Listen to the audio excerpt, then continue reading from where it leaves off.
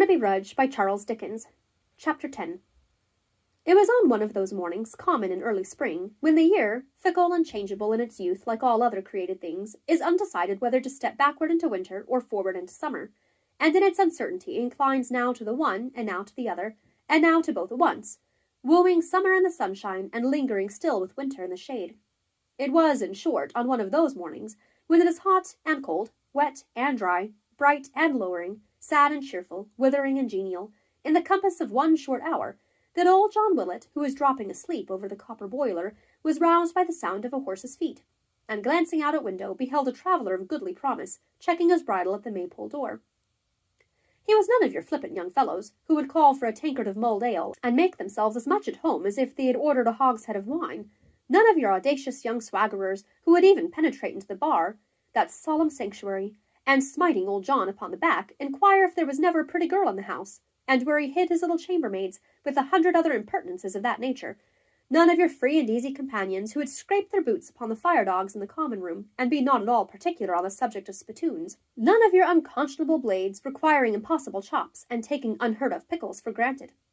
He was a staid, grave, placid gentleman, something past the prime of life, yet upright in his carriage for all that, and slim as a greyhound. He was well mounted upon a sturdy chestnut cob, and had the graceful seat of an experienced horseman, while his riding gear, though free from such fopperies as were then in vogue, was handsome and well chosen. He wore a riding coat of a somewhat brighter green than might have been expected to suit the taste of a gentleman of his years, with a short black velvet cape, and laced pocket-holes and cuffs, all of a jaunty fashion.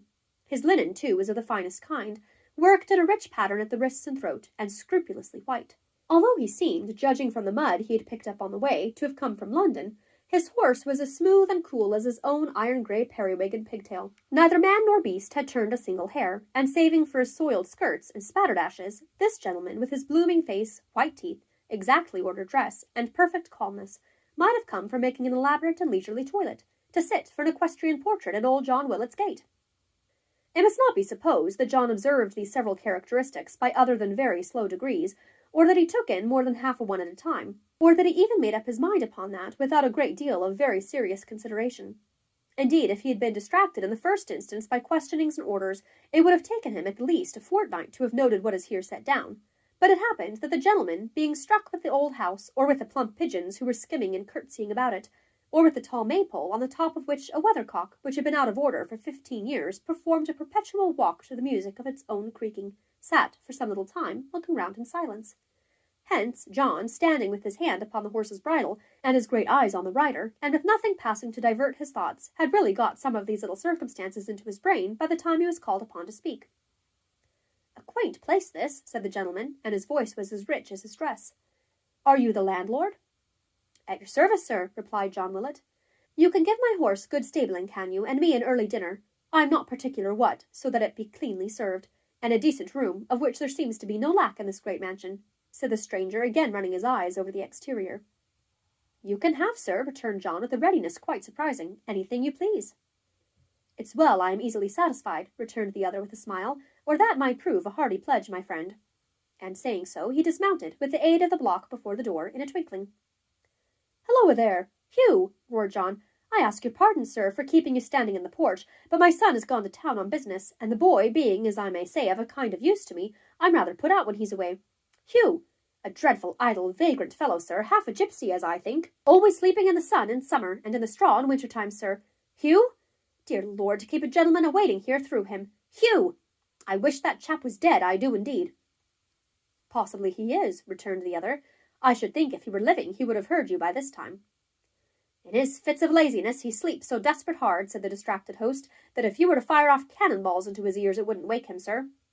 The guest made no remark upon this novel cure for drowsiness and recipe for making people lively, but, with his hands clasped behind him, stood on the porch very much amused to see old John, with the bridle in his hand, wavering between a strong impulse to abandon the animal to his fate, and a half disposition to lead him into the house, and shut him up in the parlour while he waited on his master.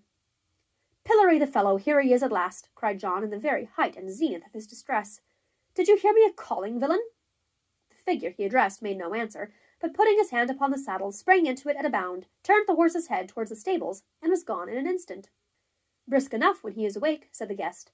"Brisk enough, sir," replied John, looking at the place where the horse had been, as if not yet understanding quite what had become of him. He melts, I think. He goes like a drop of froth. You look at him, and there he is. You look at him again, and there he isn't. Having, in the absence of any more words, put this sudden climax to what he had fatally intended should be a long explanation of the whole life and character of his man, the oracular John Willett led the gentleman up his wide dismantled staircase into the Maypole's best apartment.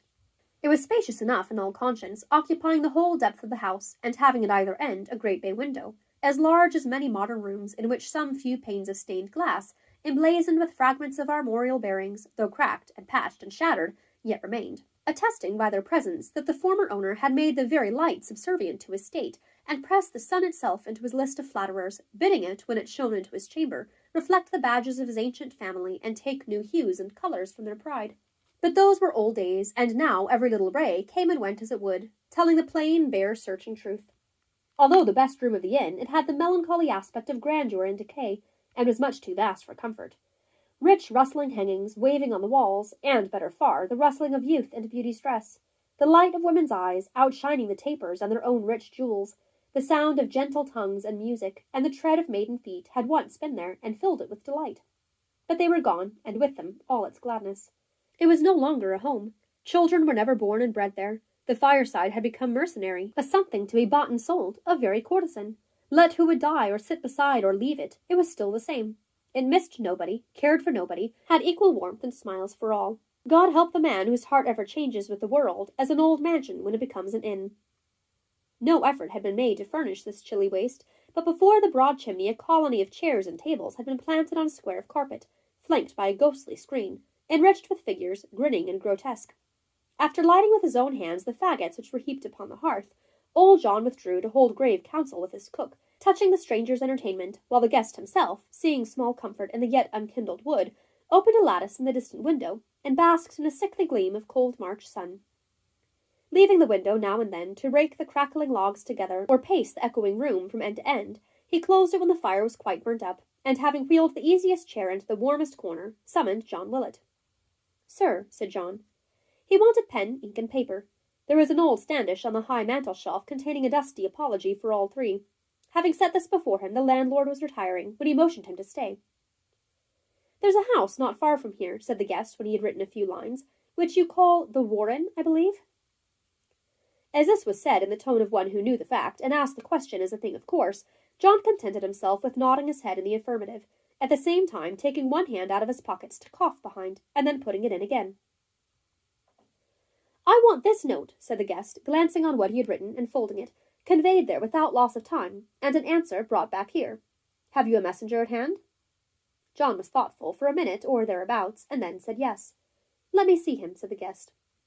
This was disconcerting, for Joe being out, and Hugh engaged in rubbing down the chestnut cob, he designed sending on the errand Barnaby, who had just then arrived in one of his rambles, and who, so that he thought himself employed on a grave and serious business, would go anywhere. "Why, the truth is," said John, after a long pause, "that the person who'd go quickest is a sort of natural, as one may say, sir, and though quick of foot, and as much to be trusted as the post itself, he's not good at talking, being touched and flighty, sir." "You don't," said the guest, raising his eyes to John's fat face, "you don't mean, what's the fellow's name? You don't mean Barnaby?" "Yes, I do," returned the landlord, his features turning quite expressive with surprise. "How comes he to be here?" inquired the guest, leaning back in his chair, speaking in the bland, even tone from which he never varied, and with the same soft, courteous, never-changing smile upon his face. "How comes he to be here?" inquired the guest, leaning back in his chair, speaking in the bland, even tone from which he never varied, and with the same soft, courteous, never-changing smile upon his face. "I saw him in London last night." "He's forever here 1 hour and there the next," returned old John, after the usual pause to get the question in his mind. "Sometimes he walks, and sometimes runs. He's known along the road by everybody, and sometimes comes here in a cart or chaise, and sometimes riding double. He comes and goes through wind, rain, snow, and hail, and on the darkest nights. Nothing hurts him." "He goes often to the Warren, does he not?" said the guest carelessly. "I seem to remember his mother telling me something to that effect yesterday, but I was not attending to the good woman much." "You're right, sir," John made answer. "He does. His father, sir, was murdered in that house." "So I have heard," returned the guest, taking a gold toothpick from his pocket with the same sweet smile. "A very disagreeable circumstance for the family." "Very," said John, with a puzzled look, as if it occurred to him, dimly and afar off, that this might by possibility be a cool way of treating the subject. All the circumstances after a murder, said the guest, soliloquizing, must be dreadfully unpleasant. So much bustle and disturbance, no repose, a constant dwelling upon one subject, and the running in and out, and up and down stairs, intolerable. I wouldn't if such a thing happened to anybody I was nearly interested in, on any account. 'Twould be enough to wear one's life out. You were going to say, friend, he added, turning to John again, only that Mrs. Rudge lives on a little pension from the family, and that Barnaby's as free of the house as any cat or dog about it, answered John. Shall he do your errand, sir? Oh, yes, replied the guest. Oh, certainly. Let him do it, by all means. Please to bring him here, that I may charge him to be quick. If he objects to come, you may tell him it's Mr. Chester. He will remember my name, I dare say. John was so very much astonished to find out who his visitor was, that he could express no astonishment at all, by looks or otherwise, but left the room as if he were in the most placid and imperturbable of all possible conditions. It has been reported that when he got downstairs, he looked steadily at the boiler for 10 minutes by the clock, and all that time never once left off shaking his head, for which statement there would seem to be some ground of truth and feasibility, inasmuch as that interval of time did certainly elapse before he returned with Barnaby to the guest's apartment. Come hither, lad, said Mr. Chester. You know Mr. Geoffrey Haredale? Barnaby laughed, and looked at the landlord as though he would say, You hear him? John, who was greatly shocked at this breach of decorum, clapped his finger to his nose, and shook his head in mute remonstrance. He knows him, sir, said John, frowning aside at Barnaby, as well as you or I do. I haven't the pleasure of much acquaintance with the gentleman, returned his guest. You may have. Limit the comparison to yourself, my friend. Although this was said with the same easy affability and the same smile, John felt himself put down, and laying the indignity at Barnaby's door, determined to kick his raven on the very first opportunity. Give that, said the guest, who had by this time sealed the note, and who beckoned his messenger towards him as he spoke, into Mr. Haredale's own hands. Wait for an answer, and bring it back to me, here. If you should find that Mr. Haredale is engaged just now, tell him. Can he remember a message, landlord? When he chooses, sir, replied John. He won't forget this one. How are you sure of that? John merely pointed to him as he stood with his head bent forward and his earnest gaze fixed closely on his questioner's face, and nodded sagely. Tell him then, Barnaby, should he be engaged, said Mr. Chester, that I shall be glad to wait his convenience here, and to see him, if he will call, at any time this evening. At the worst, I can have a bed here, will it, I suppose? Old John, immensely flattered by the personal notoriety implied in this familiar form of address, answered with something like a knowing look. I should believe you could, sir, and was turning over in his mind various forms of eulogium with the view of selecting one appropriate to the qualities of his best bed, when his ideas were put to flight by Mr. Chester giving Barnaby the letter, and bidding him make all speed away. Speed, said Barnaby, folding the little packet in his breast. Speed. If you want to see hurry and mystery, come here. Here. With that, he put his hand, very much to John Willet's horror, on the guest's fine broadcloth sleeve, and led him stealthily to the back window. Look down here, he said softly.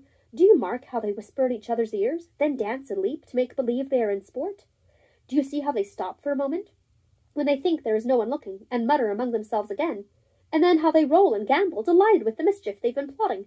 Look at 'em now. See how they whirl and plunge. And now they stop again, and whisper, cautiously together, little thinking, mind, how often I have lain upon the grass and watched them. I say, what is it that they plot and hatch? Do you know? They are only clothes, returned the guest, such as we wear, hanging on those lines to dry, and fluttering in the wind. Clothes, echoed Barnaby, looking close into his face, and falling quickly back. Ha ha! Why, how much better to be silly than as wise as you. You don't see shadowy people there like those that live and sleep, not you, nor eyes in the knotted panes of glass, nor swift ghosts when it blows hard, nor do you hear voices in the air, nor see men stalking in the sky, not you. I lead a merrier life than you with all your cleverness. You're the dull men, we're the bright ones. Ha ha! I'll not change with you, clever as you are, not I. With that he waved his hat above his head, and darted off. A strange creature, upon my word, said the guest, pulling out a handsome box and taking a pinch of snuff. He wants imagination, said Mr. Willet, very slowly, and after a long silence. That's what he wants. I've tried to instill it into him, many and many's the time, but, John added this in confidence, he ain't made for it, that's the fact. To record that Mr. Chester smiled at John's remark would be little to the purpose, for he preserved the same conciliatory and pleasant look at all times. He drew his chair nearer to the fire, though, as a kind of hint that he would prefer to be alone, and John, having no reasonable excuse for remaining, left him to himself. Very thoughtful old John Willet was, while the dinner was preparing, and if his brain were ever less clear at one time than another, it is but reasonable to suppose that he addled it in no slight degree by shaking his head so much that day. That Mr. Chester, between whom and Mr. Haredale it was notorious to all the neighbourhood, a deep and bitter animosity existed, should come down there for the sole purpose, as it seemed, of seeing him, and should choose the Maypole for their place of meeting, and should send to him express where stumbling blocks John could not overcome. The only resource he had was to consult the boiler, and wait impatiently for Barnaby's return.